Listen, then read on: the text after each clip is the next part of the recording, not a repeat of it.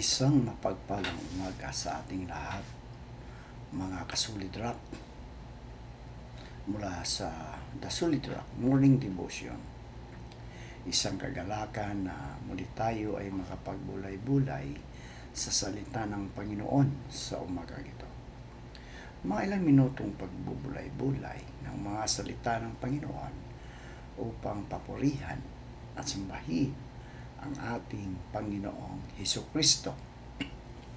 Samahan ninyo ako sa panalangin ngayong umaga. Panalangin para sa mga pastor na naglilingkod sa bawat iglesia. Aming mapagmahal at makapangyarihang Diyos, lumalapit po kami sa inyo upang ipanalangin ang lahat ng mga pastor na naglilingkod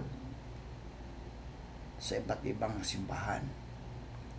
Salamat po sa kanilang buhay, sa kanilang pagtawag at sa kanilang tapat na paglilingkod sa inyong kaharian.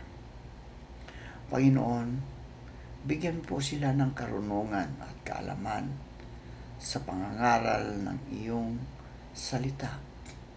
Naway ang bawat mensaheng kanilang ibinabahagi ay magdala ng liwanag, pag-asa at pagbabago sa buhay ng mga taong nakikinig.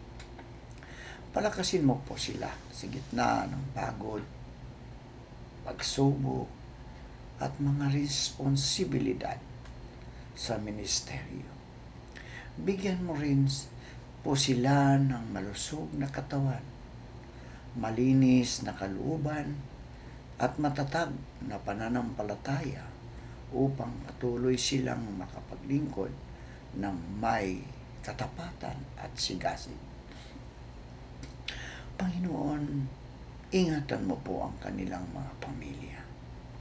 Naway maging matibay ang kanilang tahanan at puno ng pagmamahal, pagkakaisa at kapayapaan. Ilayo mo po sila sa anumang tukso, mga discouragement at panghihina ng loob. Bigyan mo rin po sila ng pusong mapagpakumbaba, mahabagin at handang magmahal sa kanilang mga kongregasyon. Naway maging mabubuting pastol sila at gumagabay na sa iyong mga tupa sa tamang landas. Sa lahat ng kanilang ginagawa, naway ikaw ang maluwalhati at maitaas. Ito po ang aming dalangin sa pangalan ni Jesus. Amen. Yan. Good morning. Isang mabiyayang Biyernes ng umaga. Ayan. Biyernes na naman, no? Tatapos na naman ang isang linggo na ating kinugugol sa paglilingkod sa ating Diyos na buhay. Mga kasulidra, ang ating pong pagninilayan ngayong umaga ay matatagpuan sa awit. Kabanata 68, talatang 5 hanggang 7. Ito ang sinasabi. Ang Diyos na naroroon sa tahanan niyang templo, tumitingin sa ulilat sanggalang ng mga tao, balo. May tahanan siyang laan sa sinumang nalulungkot. Ang bilanggo'y hinahango upang sila ay malugot. Samantalang ang tirahan ng sukail ay malungkot. Diyos ang iyong mga lingkod, samahan sa paglalakbay, sa pagbagtas sa malawak na lupaing mailang sela. Pinagpala na po tayo sa pagkabasa at pagkarinig ng salita ng Diyos. Mga kasulidra, ang awit, Kabanata 68, talatang 5-7 ay isang makapangyarihang paglalarawan ng karakter ng Diyos bilang isang mapagmahal, makatarungan, at mapagkalingang Ama. Sa mga talatang ito, mga kasulidrak, malinaw na ipinapakita na ang Diyos ay hindi malayo o walang pakialam, kundi siya ang aktibong kumikilos sa buhay ng kaniyang bayan. Lalo na sa mga mahihina, di ba? Sa mga nag-iisa at sa mga inaapi. Una, mga kasulidrak, ipinakilala ang Diyos bilang Ama ng mga ulila at tagapagtanggol ng mga balo. Sa lipunan noong sinaunang panahon, ang mga ulila at balo ay kabilang sa pinaka-vulnerable at walang kakayahang ipagtanggol ang kanilang sarili. Ngunit dito, mga kasulidrak, ipinapakita na ang Diyos mismo ang kanilang Ama at tagapagtanggol. Ibig sabihin, kahit sino pa ang mawalan ng suporta sa mundong ito, hindi sila kailanman iniwan ng Diyos. Siya ang pumupuno sa kakulangan ng tao at nagbibigay ng seguridad sa mga taong walang kakampi. Ikalawa, ang Diyos ay nagbibigay ng tahanan sa mga nag-iisa. Ito ay larawan ng kanyang pagiging tagapagtanggap at tagapagbigay ng pag-asa. Maraming tao ngayon ang nakakaramdam ng pag-iisa. Hindi lamang pisikal, kundi emosyonal at espiritual. Ngunit ang Diyos ay nagbibigay ng lugar na matatawag na tahanan. Isang lugar ng pagtanggap, pagmamahal, at kapanatagan. Sa kanyang mga sugatang puso ay nakakahanap ng pahinga. Ikatlo, siya ay nagpapalaya sa mga biyak. Ito ay paalala na ang Diyos ay Diyos ng kalayaan.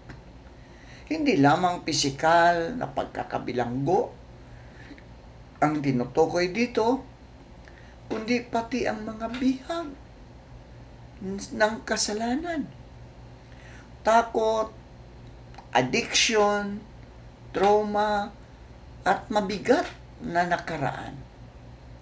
Ang Diyos ay may kapangyarihang magpalaya at magbigay ng bagong simula sa buhay ng tao. Walang kadina na hindi niya kayang putulin. Ngunit may babala rin ang talata. Ang mga mapaghimagsik ay nananahan sa tuyong lupain. Ipinapakita nito na ang buhay na hiwalay sa Diyos ay parang tuyong lupa. Walang sustansya, walang bunga, at walang tunay na buhay. Ang pagsuway at paglayo sa Diyos ay nagreresulta sa espiritual na pagkatuyo at kawalang ng direksyon. Sa mga susunod na talata, mga kasolidrak, makikita rin ang larawan ng Diyos na naglalakbay kasama ang kanyang bayan sa ilang. Ito ay mahalagang paalala na ang Diyos ay hindi lamang Diyos ng tagumpay, kundi Diyos din sa gitna ng ilang o mahihirap na yugto ng buhay. Sa panahon ng pagkalito, sa panahon ng pagsubok, at sa panahon ng paghihintay, siya ay kasama natin. No? Kasama natin. Gumagabay at hindi tayo iniiwan. Sa kabuuan, mga kasulidra, ang awit 68, 5-7, ay isang paanyaya na kilalanin ang Diyos bilang ating Ama na may malasakit sa bawat yugto ng ating mga buhay. Siya ang tagapagtanggol ng mga mahihina, mga kasulidra. Siya ang tagapagbigay ng pag-asa sa nag-iisa at tagapagpalaya ng mga bihag. Ang tanong sa atin ay, hinahayaan ba natin siyang maging ama sa ating buhay? O patuloy tayong umaasa sa ating sariling lakas? Naway sa ating pagninilay na ito, mas lalo nating maranasan ang Diyos bilang isang malapit, buhay, at kumikilos na Ama. Isang Diyos na hindi lamang nakikinig, kundi gumagabay, nagliligtas, at sumasama sa atin sa bawat hakbang ng ating paglalakbay. Tayo po ay manalangin. Aming Diyos na mapagmahal at tapat, maraming salamat po sa iyong salita na nagpaalala sa amin na ikaw ang Ama ng mga ulila, tagapagtanggol ng mga balo, at tagapagligtas ng mga naapi at nag-iisa. Salamat po dahil ikaw ay Diyos na hindi malayo, kundi laging kasama namin sa bawat yugto ng aming buhay, sa tagumpay man o sa gitna ng ilang. Panginoon, kami po ay lumalapit sa iyo na may pusong nagpapasalamat at nagpapakumbaba. Ikaw po ang aming kanlungan sa oras ng pangangailangan, ang aming lakas at kahinaan, at ang aming pag-asa sa gitna ng mga pagsubok. Turuan mo po kaming lubos na magtiwala sa iyo at huwag umasa sa aming sariling kakayahan lamang. Sa mga kapatid naming nalulungkot, nag-iisa, at nawawalan ng pag-asa, iparanas mo, Panginoon, ang iyong presensya na nagbibigay aliw at nagpapalakas sa mga bihag ng takot, kasalanan, at mabibigat na pinagdaraanan. Ipakita mo, Diyos, ang iyong kapangyarihang nagpapalaya.